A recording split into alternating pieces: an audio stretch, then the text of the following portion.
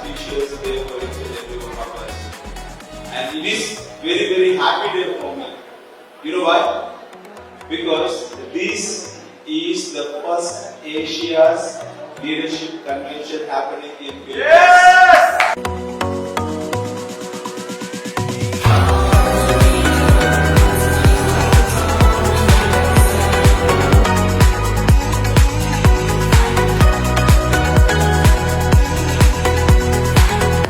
Kaya po yung products, yung tiwala namin sa produkto ng DXN ay naandun talaga.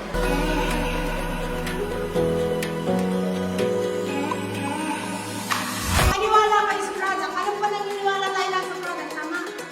Make the income work for you. Dahil sa totoo lang, na-empower kami sa DXN management.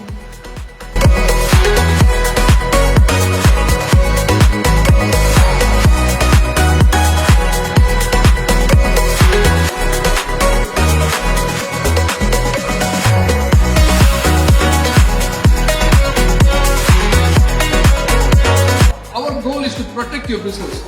If anybody is doing that, it's our responsibility and it's your responsibility to take action.